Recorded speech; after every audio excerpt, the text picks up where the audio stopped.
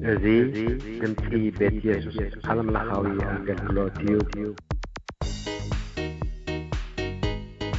ሰላም ኣምላኽ ምስ ኩልኹም ይኹን። ኣብ ቀረባን ርሑቕን ኮንኩም መደባትና ትካተሉ ዘለኹም ክቡራት ህዝቢ ኣምላኽ፣ እዚ ብቤት ኢየሱስ ዓለም ለኻዊ ኣገልግሎት እናተዳለወ ዝቐርበልኩም መንፈሳዊ ናይ ሬድዮ ፕሮግራም እዩ።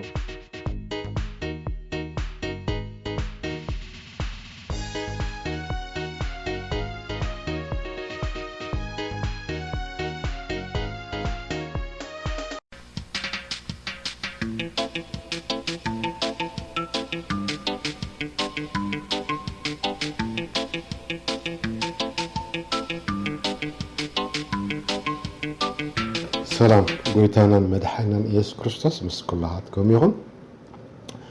ሎሚ ሳልሳይ ክፋል ኮይኑ ናይ ዘላለም ህይወት ዝብል ኢና ሒዝና ቀሪብና ዘለና።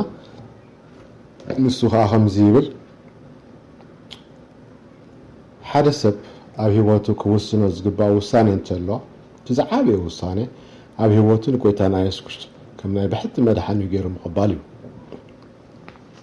እዚ ምስ ዝገብር ማለት ንጎይታና ኣብ ህይወቱ ከኣቱ ምስ ዝዕድሞ እዘን ዝስዕባ ነጥብታት ኣብ ህይወቱ ይፍፀማ። ሓደ ክርስቶስ ኣብ ህይወቱ ይሓድርን ይነግስን። ራእይ ዮሃንስ ምዕራፍ 3 ፍቕዲ 20። 2 ሕድገት ሓጢኣት ይረክብ። ቆሎሴ ምዕራፍ 1 ፍቕዲ 14። 3 ውሉድ ኣምላኽ ይኸውን። ወንጌል ዮሃንስ ምዕራፍ 1 ፍቕዲ 12። ራብዒቲ ናይ ዘለዓለም ህይወት ይረክብ። ቀዳማይ ዮሃንስ ምዕራፍ 5 ፍቕዲ 11። ሓሙሽቲ ድማ ሓድሽ ተስፋ ዝመልኦን ህይወት ምንባር ይጅምር። ካልኣይ ቆሮንጦስ ምዕራፍ 5 ፍቕዲ 1።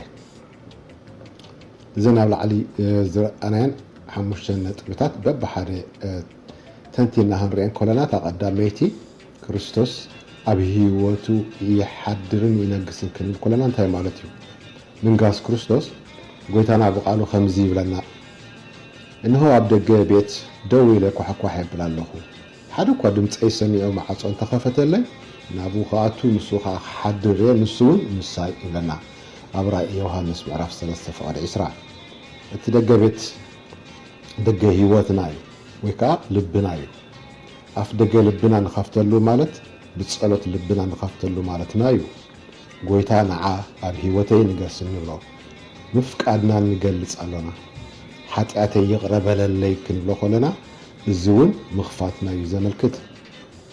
ንሕና ምስ ንፈቕደሉ ንሱ ከዓ ይኣቱ። ስለዚ ናትና ሓላፍነት ምኽፋት ክኸውን ከሎ ናቱ ከዓ ምእታው እዩ። ንሱ እሙን እዩ። ከም ተስፋ ቃሉ ዝኾነ ሰብ ንጎይታ ኣብ ህይወቱ ከኣቱ ዝዓደመ ጎይታ ኣብ ልቡ ኣብ ህይወቱ ይኣቱ። ካብኡንዮ ኢየሱስ ኣብ ህይወተይ እቲ ኣማኒ ይነብር። ነፍሲ ወከፍ ኣማኒ ክርስቶስ ኣብ ህይወቱ ከም ዘሎ ብዘይውልውል ከረጋግፅ ኣለዎ። እዚ ከዓ በቲ ተስፋ ኣምላኽ ከምዚ ይብለና፣ ንሱ ባዕሉ ኣይሓድገካን የዕሽሹን ከቶ ኣይክለካን እዩ ይብል ኣብ ዕብራውያን 13 ፍቕዲ 5። ካልኣይ ጎይታ ዝተቐበለ ሰብ ሕድገት ሓጢኣት ይረክብ። እቲ ብምሉእ ልቡ ንሓጢኣቱ ዝናሳሕ ሰብ ጎይታ ንብዘሎ ኣምሳኡ ይቕረ ይብለሉ፣ ህያው ከዓ ይገብሮ። ኣብ ቆሎሴ 2:13 ከምዚ ነንብብ፣ ንብዘሎ ኣበሳና ይቕረ ኢሉ ኣበሳኹም ብዘይግዝረት ስጋኹምን መዊትኩም ዝነበርኩም ንኣኻትኩም እውን ንስኡ ህያዋን ገበረኩም ይብለና። ብዘሎ ክብል ከሎ ንኩሉ ማለት እዩ። ንእሽተይ ይኹን ዓብይ ይቕረ ክብል ከሎ ምብራቕ ካብ ምዕራብ ካብ ዝርሕቕ ከምኡን ንኣበሳና ካባኻ የርሕቕ። መዝሙር 103:12።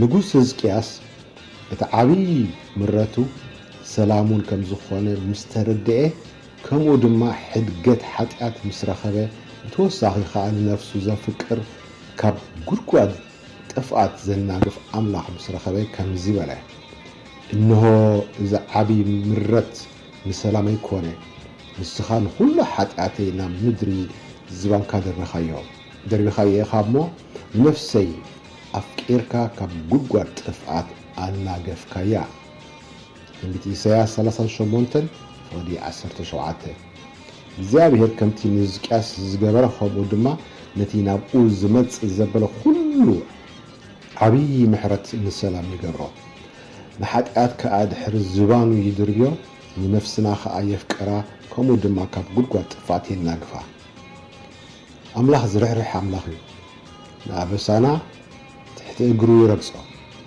ኩሉ ሓጢኣትና ናብ ማዕሙቕ ባሕሪ ይድርብዮ ሚክያስ 7:19 እዚ ምብራቕ ካብ ምዕራብ ከም ዝርሕቕ ከምኡ ንኣበሳና ካባና ኸርሕቆ ንኩሉ ሓጢኣትና ድሕሪ ዝባኑ ድርበዮ ንኣበሳና ትሕቲ እግሩ ይረግጾ ንኩሉ ሓጢኣትና ካብ ማዕሙቕ ባሕሪ ይድርብዮ ዝብል ብሓደ ቃል እንድሕሪ ከነጠቃልሎ ኮይና ከምዚ ማለት እዩ እግዚአብሔር ነቲ ዝተናዘዝናሉ ዝተነሳሕናሉን ሓጢኣት ደጊሙ ኣይክዝክሮን እዩ ዕብራውያን 10:17 ደጊም ሓጢኣቶም ዓመፃኦም ከቶ ኣይዝክርን እዩ ይብል እታ ሳልሰይቲ ክርስቶስ ምስ ተቐበለ ውሉድ ኣምላኽ ይኸውን ትብል ብዮሐንስ ምዕራፍ 1:12 መሰል ውልድነት ይወሃቦም ይብለና ኣብ ቤተሰብ ኣምላኽ ይኣቱ መንፈስ ኣምላኽ ክምራሕ ይጅምር ውሉድ ኣምላኽ ምዃን ከዓ እቲ መንፈስ ባዕሉ እዩ ምስ መንፈሱ ኮይኑ ዝምስክረሉ ሮሜ 8:16 እዚ ውልድነት እዚ ወራሲ መንግስቱ ኣምላኽ ይገብሮ ታራብዒቲ ናይ ዘለዓለም ህይወት ምርካብ ትውላ ሰሃ ካልኻ ሓደ ኣማኒ ጎይታ ምስ ተቐበለ ናይ ዘለዓለም ህይወት ይረክብ ቃል ኣምላኽ ከምዚ ይብለና እቲ ንቃለይ ዝሰምዕ በቲ ዝለኣኸኒ ዝኣምን ናይ ዘለዓለም ህይወት ኣላቶ ኣብ ዮሐንስ ምዕራፍ 5:24 እምነት እትመጽእ ካብ ምስማዕ እያ ቃል ክርስቶስ ምስ እንሰምዕ እሞ ብኡ ምስ እንኣምን ናይ ዘለዓለም ህይወት ክንረክብ ይገብረና ካብ ኩሉ ዝዓበየ ህይወት እዩ ነዚ ጎይታ ንሰብከ ብዘላ ዓለም ረቢሑስ ነፍሱ እንተኣጥፍአ እንታይ ይጠቕሞ ዝበለ ናይ ዘለዓለም ህይወት ኣብ ኢየሱስ እያ ዘላ ኣምላኽ ናይ ዘለዓለም ህይወት ከም ዝሃበና እንፈልጥ ብወዱ ብምእማንና እዩ እቲ ወዲ ዘለዎ ህይወት ኣለዎ ወዲ ኣምላኽ ዘይብሉ ህይወት የብሉን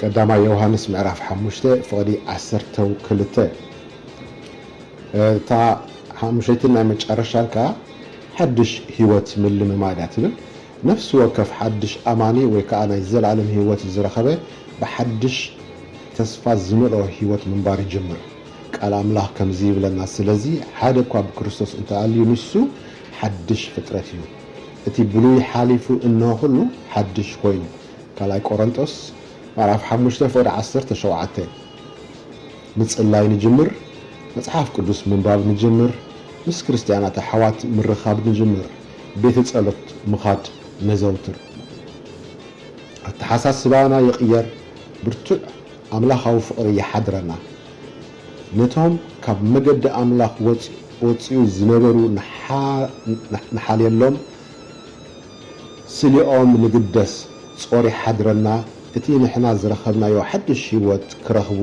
ሃረር ንብል ጎይታ ህይወት ምስ ትርፉ ምእንቲ ክንረክብ ኢሉ እዩ ዝመጽእ ካብታ ውሉድ ኣምላኽ ዝኾናላ መዓልቲ ድምፂ ኣምላኽ ምስማዕ ንጅምርን ጎይታ ከዓ ይፈልጠና ንሕና ከዓ ንስዕቦ ኣምላኽ ከዓ ህይወት ዘለዓለም ይህበና ንዘለዓለም ድማ ኣይንጠፍእን ካብ ኢድ ኣምላኽ ዝምንዛዕና ከዓ የልቦን ምክንያቱ ኣምላኽ ካብ ኩሉ ስለ ዝዓቢ ዮሐንስ 10:27-30 نلومي بزاخن ودينا قلت يا يسوس عزيزو يبارككم زغتصل عبيت الزبل رابع كفر رئينا